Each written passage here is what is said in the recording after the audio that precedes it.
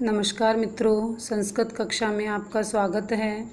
जैसा कि मैंने आपको अव्यय प्रकरण कंप्लीट करवाया था और उसी के आगे हम अब अव्यय से रिलेटेड प्रश्नोत्तरी कर रहे हैं। तो इस प्रश्नोत्तरी से संबंधित कुछ प्रश्न आपके सामने हैं। इनके उत्तर आप स्वयं भी कमेंट्स के माध्यम से मुझे दे सकते हैं और मैं भी इनके उत्तर आपको बताऊंगी। तो आप देख सकते हैं कि आपने कितना सीखा है। अत्र, यहाँ पर अव्यय कौन है? अत्र, कदा, सर्वदा और सभी। परीक्षा में इसी तरह से प्रश्न पूछा जाएगा। तो अत्र भी नहीं, अत्र भी है, कदा भी है, सर्वदा भी है, अतः उत्तर क्या होगा? सभी। ऐसे ही सर्वत्र में कौन सा प्रत्यय जुड़ा हुआ है? तो त्रच प्रत्यय, हिड़ प्रत्यय, त्रल प्रत्यय और आम प्रत्यय। कौन सा प्रत्यय है? त्रल प्रत्यय। ठीक है। यहाँ काल बोधक अव्यय का उदाहरण है यदा, कुतः, पंचकृत्य और ग्रामात्। अब देखो, ग्रामात् का मतलब तो क्या होता है? ग्राम है। पंचकृत्य का मतलब होता है 5 कार्य, और कुतः का अर्थ होता है कहाँ, और यदा का अर्थ होता है तब। अब यदा का अर्थ क्या होता है? तब होता है। इसलिए हम क्या कह सकते हैं? हम इसको, यदा का अर्थ किसके लिए हो गया? समय विशेष के लिए हो गया, इसलिए ये कालबोधक हो गया। सभी लिंगों में कौन समान ही रहता है? सभी लिंगों में कौन रहता है? प्रातिपादिक, धातु, पद और अव्यय। जैसा कि मैंने आपको बताया था कि अव्यय का अपना कोई अर्थ, अपना कोई औचित्य या अपना कोई शाब्दिक अनुवाद नहीं होता है। यह तो सभी लिंगों में समान रूप से बना रहता है। जैसे अब धातु है, धातु भी सभी लिंगों में समान रूप से, जैसे मान लो अपने पास में गम धातु है, तो गम धातु है तो उसकी वो सभी लिंगों में नहीं रहेगी। वो केवल स्त्रीलिंग, पुल्लिंग और नपुंसकलिंग अलग अलग शब्दों के अकॉर्डिंग रहेगी। ठीक है। तो अव्यय ऐसा होता है जो सभी लिंगों में समान रहता है। उसका अपना अर्थ वह उसी जगह पर बना लेता है जहाँ उसको आवश्यकता होती है। खलु, इसका प्रयोग कहाँ पर होता है? जिज्ञासार्थ में, निषेधार्थ में, सभी में और वाक्यार्थ में। तो अपन खलु का अर्थ होता है किसी चीज़ को जानने की इच्छा तब होती है जब हम क्या करते हैं? खलु का उपयोग करते हैं, अर्थात यह जिज्ञासार्थ होता है। आगे देखो, नीचे है, इस अव्यय का प्रयोग किस अर्थ में किया जाता है? अघो, अघय। अघय का अर्थ भी क्या होता है? नीचे होता है, और अल्पार्थ का अर्थ भी नीचे ही होता है। अतः हम कह सकते हैं कि ये दोनों अर्थों में प्रयोग में आता है। द्वितीय विभक्ति का प्रयोग किस अव्यय के साथ में होता है? एव है, सह है, ऋते हैं। अब देखो, एव का प्रयोग होता है अपने तृतीय विभक्ति में, सह का प्रयोग भी तृतीय विभक्ति में, ऋतीय का प्रयोग होता है षष्ठी विभक्ति में, अतः धिक् का प्रयोग होता है द्वितीय विभक्ति के अंतर्गत। अव्ययों के रूप आदि नहीं चलते हैं, गलत, कभी कभी सही, कुछ और इनके कोई भी रूप, कभी कभार इनके रूप चल जाते हैं। जैसे मान लो अपने पास में, जैसे मान लो कोई, जैसे अपन ने माना कि अपने पास में समय विशेष से रिलेटेड है। जैसे मान लो कै, कौ, के, कम, को, कान, केन, काभ्याम, काभी, तो इनके रूप भी चल सकते हैं। तो गुर्वे डैश यहाँ क्यों होगा? गुर्वे डैश यहाँ क्यों होगा? गुर्वे नमः। क्यों की जगह यहाँ पे आएगा कि यहाँ क्या होगा। ठीक है।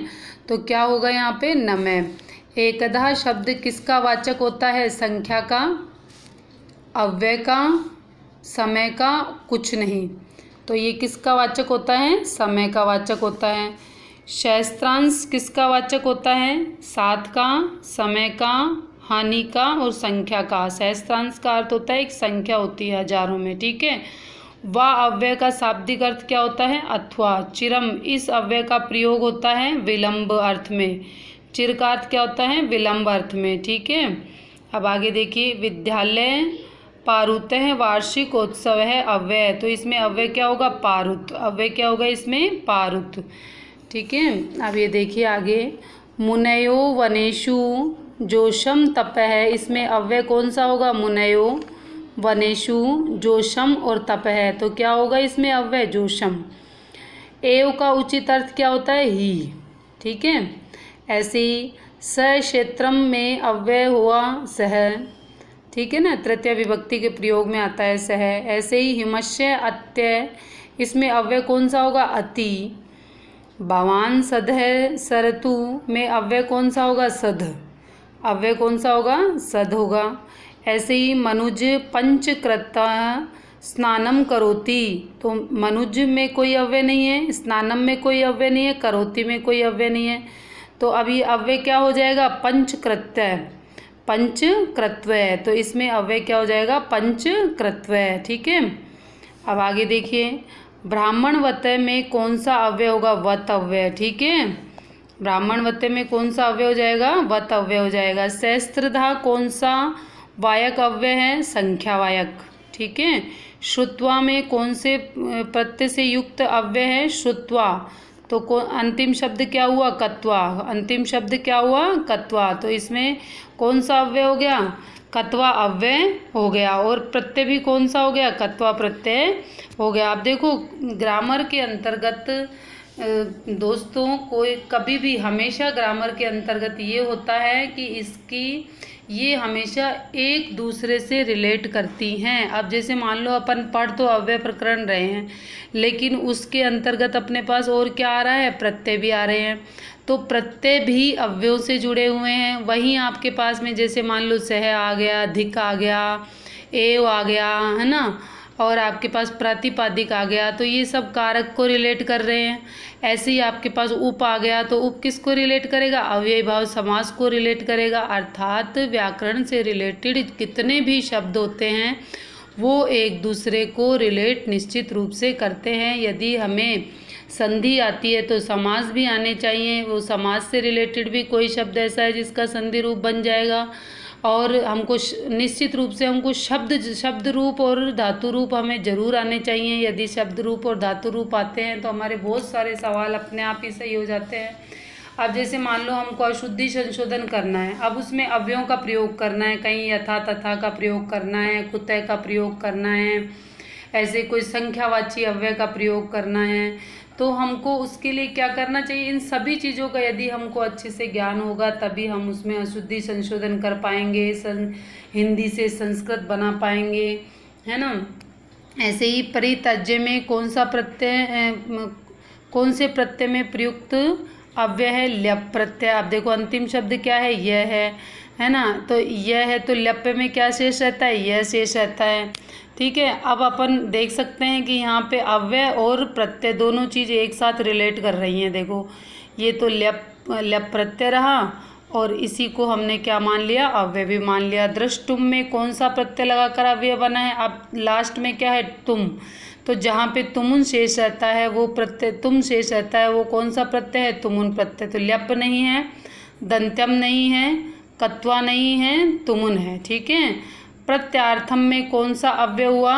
परि, प्रति, अति और परा। तो कौन सा उपसर्ग हो गया? प्रति उपसर्ग हो गया। ठीक है, प्रति उपसर्ग हो गया। आप देखो ई है तो ई की जगह हमने क्या कर दिया? यह आदेश कर दिया। किससे आदेश कर दिया? यण संधि से। अब देखो यहाँ पे जो अव्यय है वो किसको रिलेट कर रहा है? संधि को भी रिलेट कर रहा है। ठीक है, तो प्रति प्लस अर्थम लिखा अपन ने, प्रति प्लस अर्थम लिखा। देखो मैं आपको समझाती हूँ एक बार लिख करके। प्रति प्लस क्या लिखा हमने? अर्थम लिखा। ये देखिए, प्रति प्लस अर्थम, प्रति प्लस अर्थम। तो देखिए अब जब अपन ने संधि कार्यम पढ़ा था तो संधि कार्यम के अंतर्गत जो हमने कौन सी संधि पढ़ी थी? यण संधि। यण संधि में मैंने आपको बताया था ई या छोटी ई के स्थान पर यह आदेश हो जाएगा। क्या परे होने पर? कोई भी ई को यणची अच परे होने पर, तो ई के स्थान पर क्या आदेश हो गया? यण, मतलब यह आदेश हो गया। तो क्या बन जाएगा? ये प्रत्यार्थम। क्या बन जाएगा? प्रत्ययार्थम। तो इस तरह से हम देख सकते हैं कि एक साथ कितनी चीज़ें एक दूसरे को रिलेट कर रही हैं। परश्चय इसका किसका वाचक है? परश्चय समय का वाचक है। किसका वाचक है? समय का वाचक है। ठीक इसी प्रकार से देखो, मुख चंद्र इव शोभते में अव्यय होगा इव। इसमें क्या अव्यय होगा? इव। अब देखो मुख की शोभा किससे हो गई? चंद्रमा से मुख की शोभा हो गई। ठीक है, अब इसमें क्या आ गया? अलंकार भी आ गया।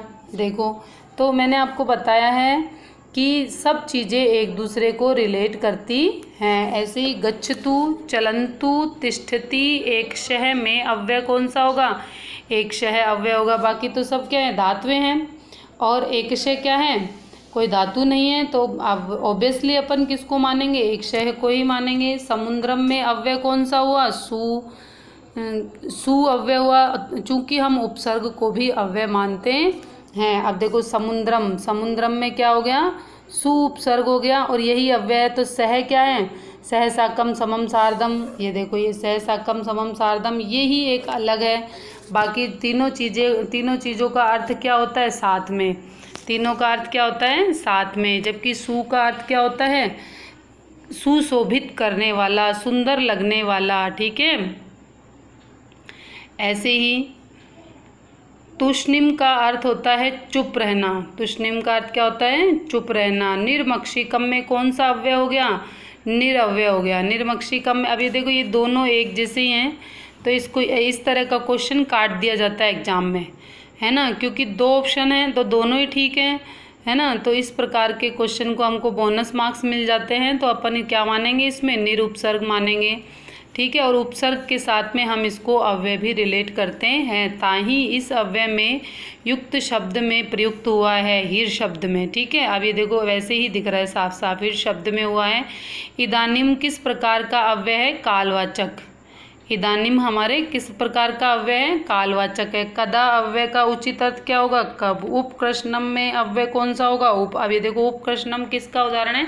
अब यही भाव समास का उदाहरण है। ठीक है। अब यहाँ पे समास भी आ गया। तो मैंने आपको बताया है कि जब भी, अब अपन पढ़ दो अव्यय रहे हैं, लेकिन देखो प्रत्यय का ज्ञान भी होना चाहिए, संधि का ज्ञान भी होना चाहिए, और अब अपने पास में अव्ययों का ज्ञान भी होना चाहिए, है ना। इसके साथ साथ अब देखो यहाँ पे कौन सा समास आ गया? अव्ययी भाव समास आ गया, क्योंकि यहाँ पर उपसर्ग है उप, और उप का अर्थ होता है समीप, अर्थात कृष्ण के समीप। ठीक है। अभी अपन आगे जब समास वाला पोर्शन पढ़ेंगे तो आपको आसानी से समझ में आ जाएगा। स्वय, स्वय का सही अर्थ क्या होता है? बीता हुआ कल, या आने वाला कल, या वर्तमान का समय, या बीता हुआ समय। आने वाला कल होता है स्वय, और हा का अर्थ होता है बीता हुआ कल। ऐसे ही यहाँ पद पूर्ति अव्यय कौन सा है?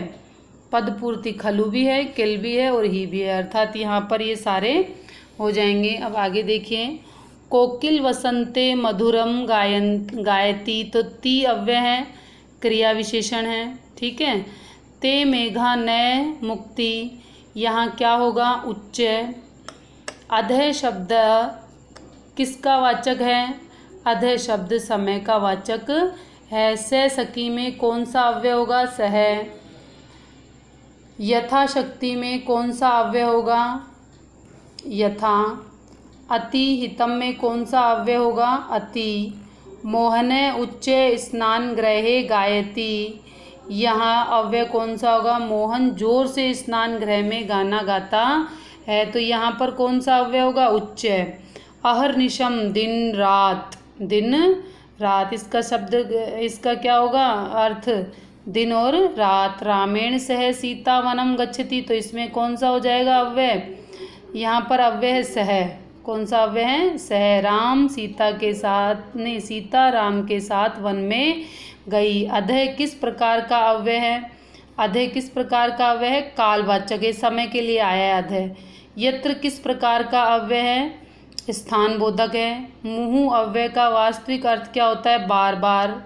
इस प्रकार से जो हमारी अव्यय से रिलेटेड जो प्रश्नोत्तरी थी वो संपन्न हुई। यदि आपको इससे रिलेटेड कोई भी प्रश्न मुझसे पूछना है तो आप मुझे कमेंट्स के माध्यम से पूछ सकते हैं, मैं आपके हर प्रश्न का उत्तर दूंगी। और यदि आपको मेरे द्वारा दी गई जानकारी अच्छी लगी तो आप मेरे चैनल को लाइक करें, सब्सक्राइब करें, शेयर करें। जय हिंद, जय भारत।